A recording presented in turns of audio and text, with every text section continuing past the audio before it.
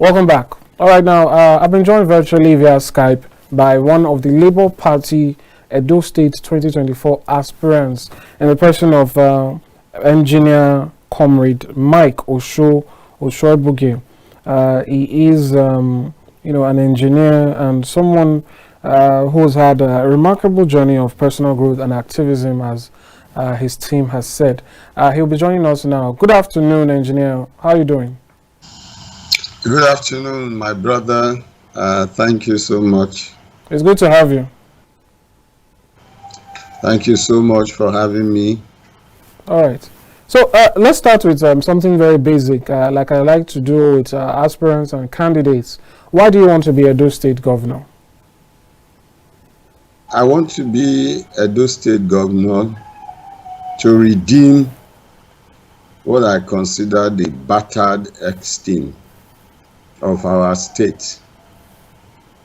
Edo State and its people symbolize what is supposed to be the shining example of the great Benin Empire, inasmuch as Edo State is an integral part of Nigeria, and all the decay occurring in Nigeria can be said to be found also in Edo State, so you would not say Edo State is isolated. However, the historical strategic positioning of that state within the influence of the entire West Africa presupposes that Edo State today should not be an embodiment of decayed infrastructure, should not be an environment where poverty is being said to be as high as it is. Neither would you expect that the level of indebtedness of Edo State relative to other subnationals or other states in Nigeria should assume the alarming and disturbing level that it is.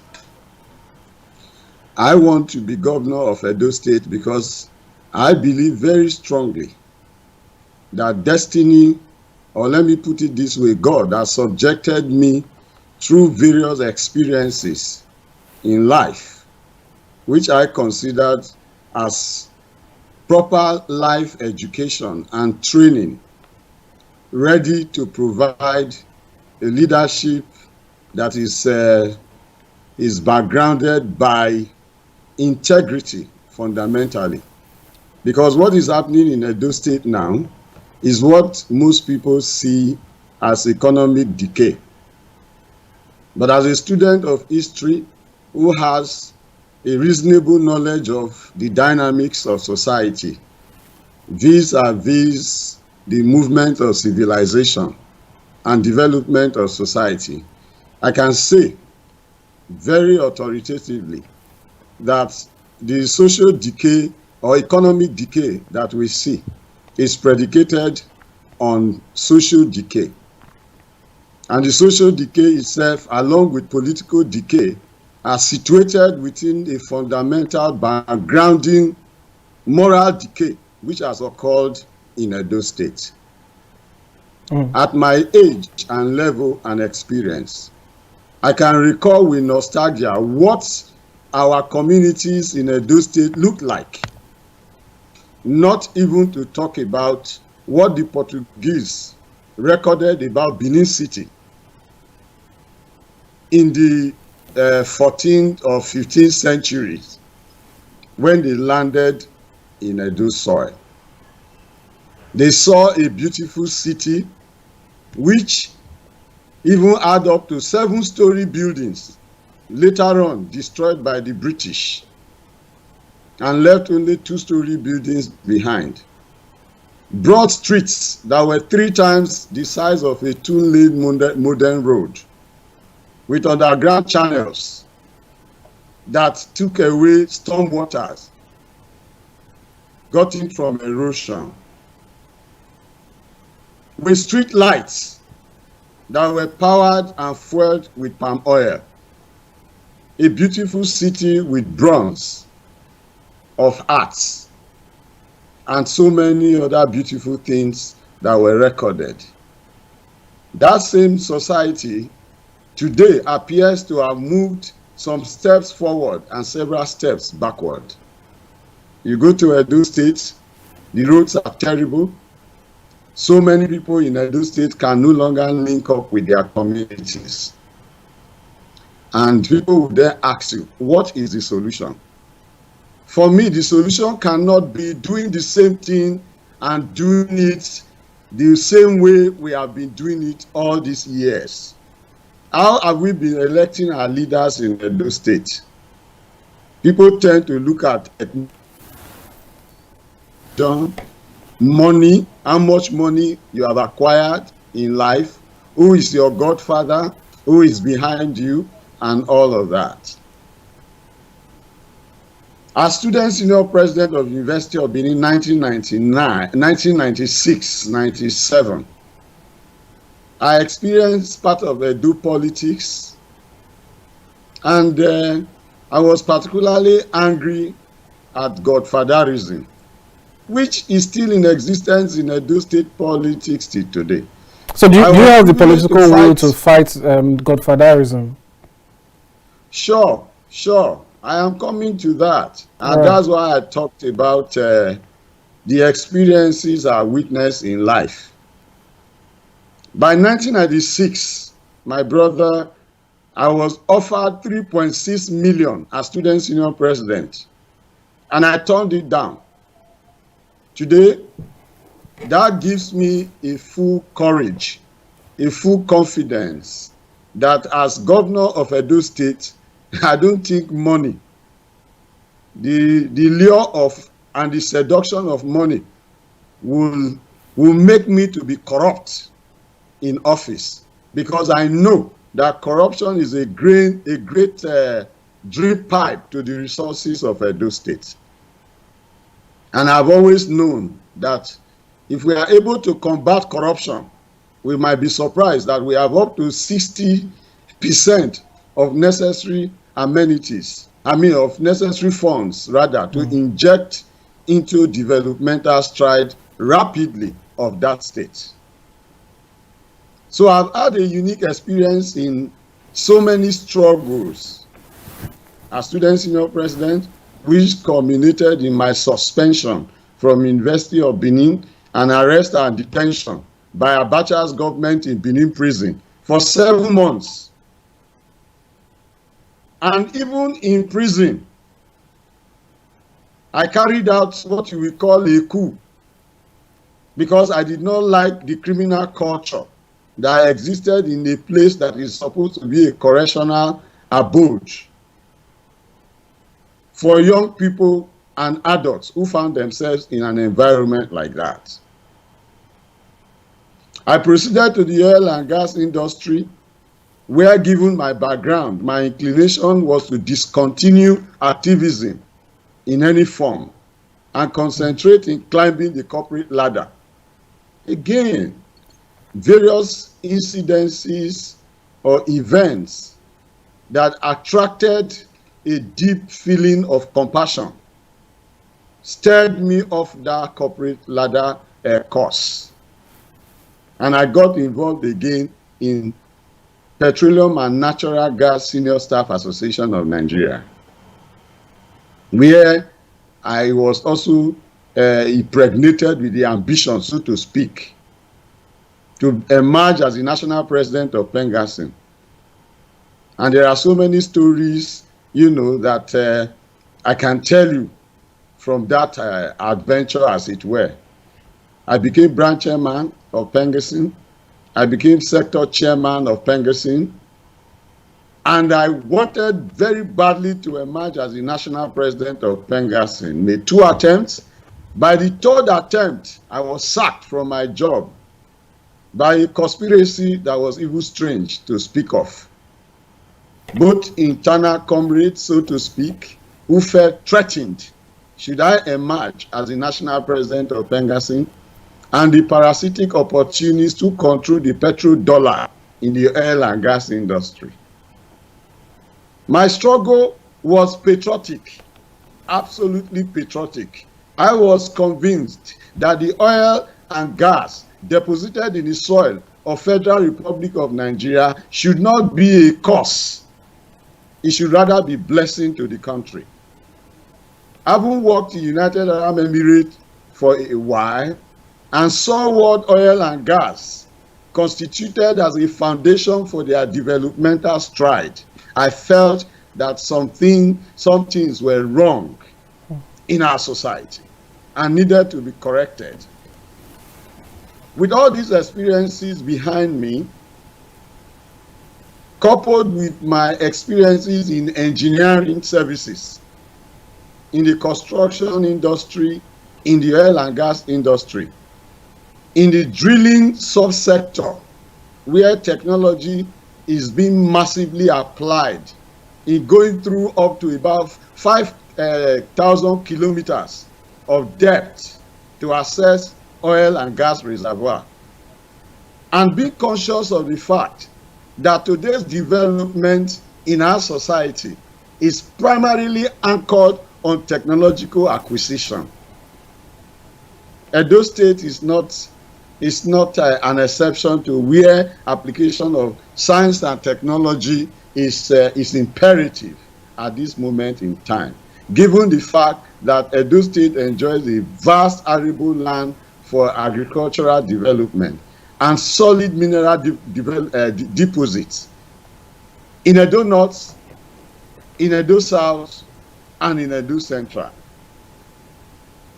So with the engineering knowledge I have, with digital engineering knowledge also acquired in the use of some softwares for design and ultimately manufacturing and construction of different engineering artifacts, I am convinced that with a political will that is built out of pain and working very hard to defend the rights of people, when elected as governor of Edo State, my vision will be to restore the traditional values that existed in our old society, where prostitution was not tolerated, where stealing could not be accommodated,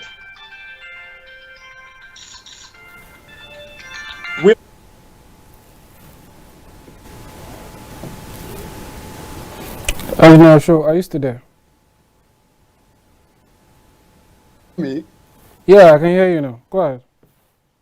Yes. So in our traditional society that are now being represented by the traditional institutions in our society, we live in very beautiful environments. You may call them villages, towns, and cities as they were those days. Very tidy environment. Go to Edo State today and see what erosion is doing to our environment. My brother, why? I can give you for free. One reason why erosion is ravaging Edo State is the lack of trees. Can you hear me? Yes, I can hear you. When I was growing up, you find trees everywhere. You find guava trees, you find pawpaw trees, you find mango trees all around the homes. You understand? And people took care of people planted this carpet grass, even in the villages. Young women had the responsibility of sweeping the compounds. In my village at Elele Uzairwe in Isako West local government, we had cocoa, we had cottons, we had all sorts of cash crops and other crops in our communities. Life was beautiful. Should a child commit any offense, that child is dealt with at home. If the offense is more serious, it's brought to the chief's palace and the child is punished. Let's say a young boy commits fornication. I recall those days, if caught, he will be brought to the chief's palace and dealt with. What has happened to us in Edo State is that gradually, we started accepting moral decay. In 1999, for instance, I witnessed with my eyes how 419 brought money to hijack the politics of today. And All right. people accepted it. Engineer, Yes, so can you people hear me? Can you hear yes, I me? can hear you. Okay, so I'm sorry to cut in there, but just so we can get your view on a host of issues, it's clear from what you've said so far that you're concerned about the moral aspects and how the people of Edo State can begin to have a change in mindset and worldview. But that being said, I'd like to quickly address an issue that is pretty prevalent now in this whole Edo State matter. What are your thoughts when it comes to the issue of zoning? Is that something you consider or considered before you decided to throw your hat in the race? There's clamor for a governor from Edo Central. We have the current governor from Edo South and the one before from Edo North. Is that something you factored while making this decision? Yeah, I factored it to the extent that it should not be. And that it, of course, for you to come out in a society when there appears to be a current that is building up and you say, no, this current is taking us in the wrong direction. So my conclusion is that it's absolutely wrong when you do prescription without diagnosis.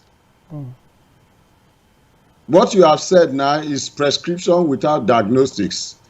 People simply saw what they considered as a problem. And to be very honest, it is not a problem. Yes, how did this song come about? Who started the song?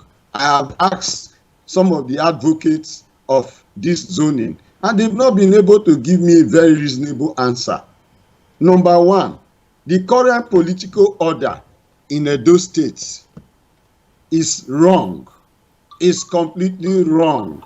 I know I am not the only one who has that vision. There should be one or two other persons who are convinced that we are not practicing democracy practicing true democracy in Edo State, and we are not practicing true democracy in Nigeria. We are talking about a democracy where somebody can rig an election, and after election, some people will come in the name of God and peace and say, oh, let him be, he's already won the election. That's no democracy, because you have just produced a leader who is setting a high immoral authority for a younger generation to learn that stealing a political mandate is all right as long as you have the money. So the first question I want to ask you, Mr. Presenter, is this. Who is playing the drum for the current zoning? How did the issue of zoning start? Do you mean specifically in Edo State or Nigeria at large? Yes. So the issue of zoning in Edo State actually started from our traditional godfatherism. What do I mean by that? I know somebody from East Central who should have succeeded Adams Oshomole. I happen to be part of that politics somehow. But the person did not succeed Adams Oshomole because along the line, Adams Oshomole himself lost confidence. He had earlier wanted that person to emerge. Had that person emerged, will Edo Central be talking about it now? Please answer me. Well, that is the point they are making, that they would have said that one of their own, you know, is just finishing as governor, isn't it? You said, sir? Exactly. They would say, hello? Yeah, I can hear you now. Yeah, if that person had emerged in place of Godwin Obaseki, then they would have said that, oh, their son has emerged as governor. So the point is this. Who is deciding this zoning? Is it the majority of Edo people who are deciding this zoning? or it's a handful of politicians. So there is something that is wrong at the beginning, and nobody is looking at it. Instead, we are not looking at the roots of the plant or the tree. We are just looking at the fruits. We are saying we don't like we don't like the fruits. That's what is happening in Edo State. One man, a few people. I remember when I was student senior president, at that time, 3 persons in Edo State, I don't want to mention names, used to decide who became the governor of Edo State. I used to tell a story of how I was privileged to be in the house of late Admiral Okai Ahigbe, when one of these godfathers brought his son to be anointed to become governor of Edo State. So what is going on in Edo State about zoning now is that people are just running up and down. They are dancing without asking who is beating this drum. When did this music start? And if we beat this drum, if we dance to this music, where is it going to lead us to? The danger of zoning is very simple. Let me tell you. Immediately you say you have limited this to a particular area. The traditional parasitic opportunists who benefit from the wealth of the states, they will shift to that particular zone, yes, and go and pump their money and get their stooge out. And then their stooge will emerge. What will happen after the tenure of the stooge is the same thing that has been happening. You now go and ask Edo South if they are happy that they had a son as governor for almost 8 years now. Okay, that's an interesting perspective on zoning, and it's exactly. noted. But so that we can quickly get your own, in fact, let me tell you, call it a little bit of your roadmap. Let's pick some specific issues. I've spoken to some other aspirants, and one thing common with what you've all said is the issue of bad roads in Edo State. How would you solve this? Because obviously we know that we need good roads, we need better roads, but the how is usually the issue where people differ and where one person can be successful or not. So I'd like to get your own plan. How do you hope to fix these roads, especially with the constant complaints by people in the government that there are just not as much funds as they would like? There are funds. I made mention of it. One major common denominator to the success of my government, by the grace of God, will be to fight corruption, and I mean every sense of it. I remember Fidel Castro was asked that question when he was embarking on the revolution to change the destiny of Cuba. And then they asked him, and he said, if Batistuta is removed from power and I get to Cuba and I block all the drainages where money is being leaked out, then you will be shocked to find out there is a lot of money to develop the state. For me, road rehabilitation, repairs, construction is an emergency that is waiting to be addressed in Edo State. And this is my roadmap. 1, block corruption, and you find out you have resources to plow into it, including things like security votes that is not being accounted for. The reason I mention security votes is that I have explained times without number that security is an index of an interaction or chain reaction of a lot of components of society, because society is organic. Economic problems, we all know, lack of employment, idleness of minds, all this channel or funnel into insecurity as a problem bedeviling society. So if we plug corruption, then we have some money.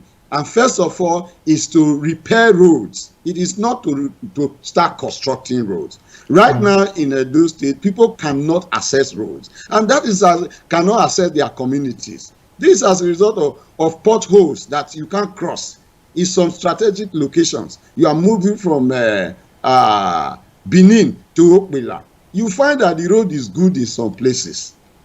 But the governor will come and tell you, no, it's a federal road. No, for me, that is unacceptable. We're moving very quickly with the equipments that are available now, and we have all those spots fixed. We fix them, you'll be surprised it's not as expensive as it is. So recently, somebody told me somewhere along Agbo Road in Benin, an individual or some group of people went there to go and drop some hardcore to see if the place, and then some boys came and attacked them and asked them to stop. And upon investigation, the person alleged that those people were boys of the current state governor, that the governor did not want them to do anything about it. So if you look at it, if that story is true or near true, you discover that it is that those who are supposed to be addressing the problem are either complaining or they are sabotaging the efforts of even ordinary citizens or individuals trying to address these problems. So, first of all, we move into repairing of these roads. Number two, we are also going to align with federal government in the use of cement concrete roads. The reason being that, like federal government has said,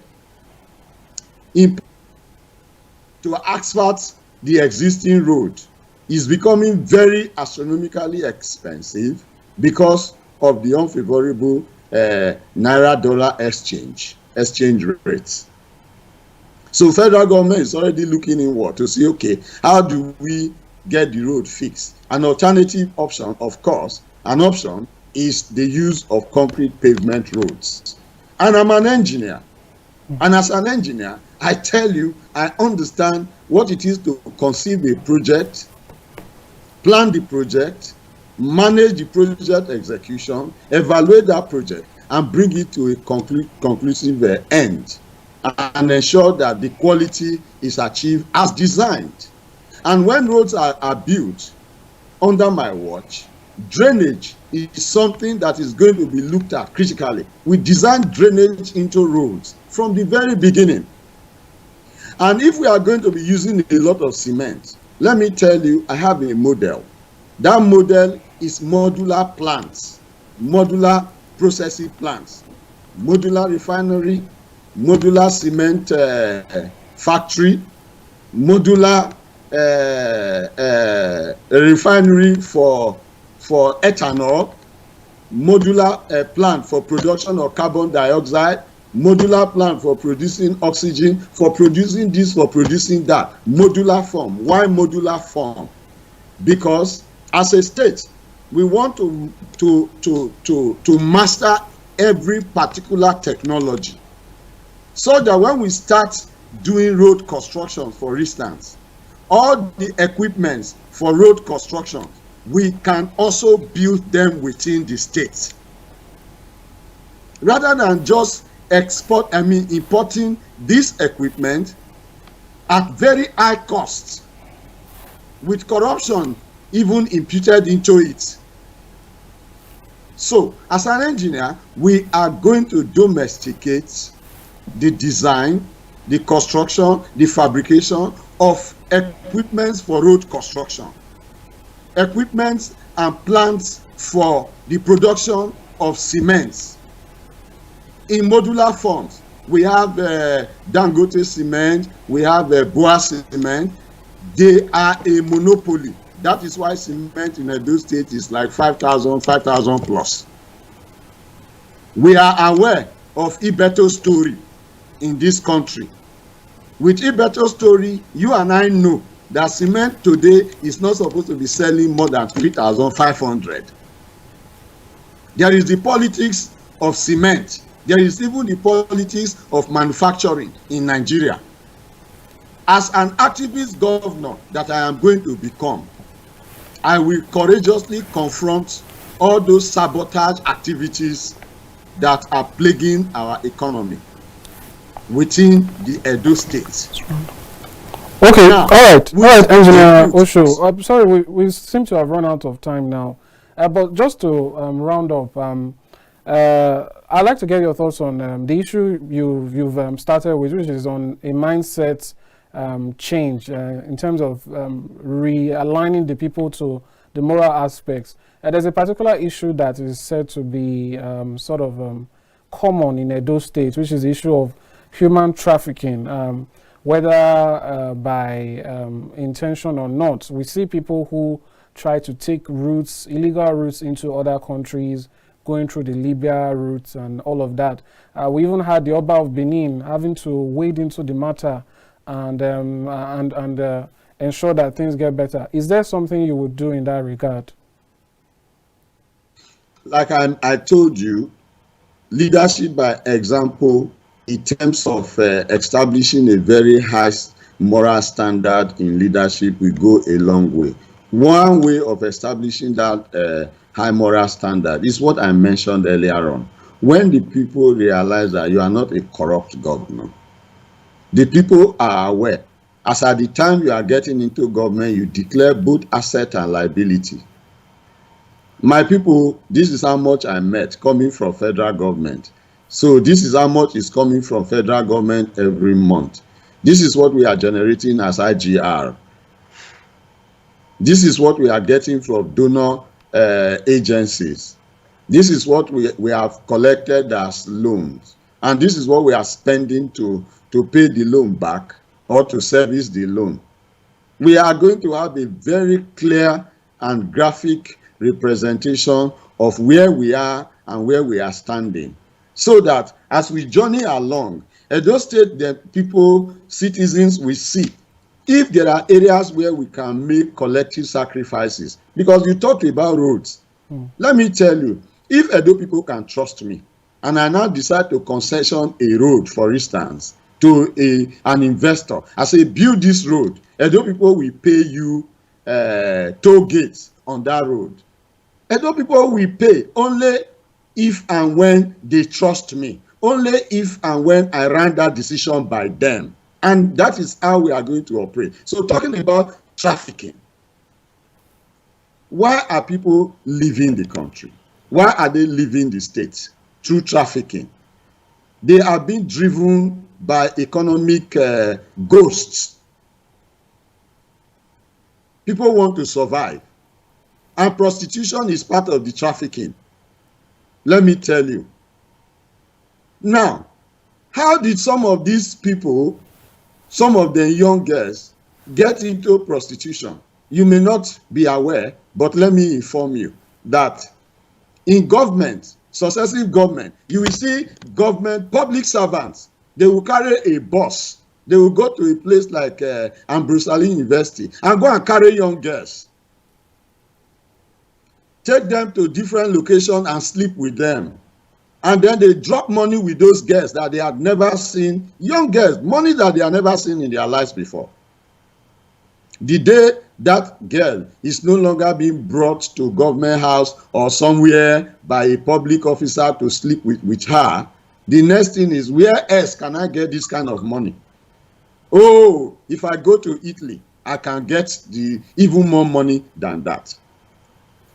So the question is, why are people trafficking or being trafficked? It's mainly because they can't find good jobs here in Edo State. So we are going to carry out advocacy programs, just like you have mentioned. Oba Obini had to wade in. We have to get so many other stakeholders to wade in. For me, those are all advocacy aspects of trying to address or redress that anomaly or that social deviant problem in our society. Right. Job creation is one thing that I will do, especially with what I have told you, with science and technology, homegrown, massively developed, applied in tourism, applied in agricultural development, applied in infrastructural development, applied in hospitals, in building affordable, quality, sustainable healthcare services to the people. Jobs will be everywhere. Yes. Education will also have a rich benefit of technological injection into educational infrastructure, skewing education into technical education, entrepreneurial education, commercial education. All right. Much more than normal arts.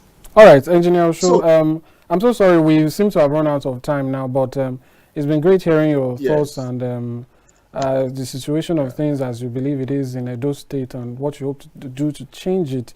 As always, we like to bring all the aspirants to the people so that they can get to decide and also air out their issues and what they want fixed. Thank you so much for joining us. Hopefully we get to speak more and we'll see how it all turns out for Edo State come 2024.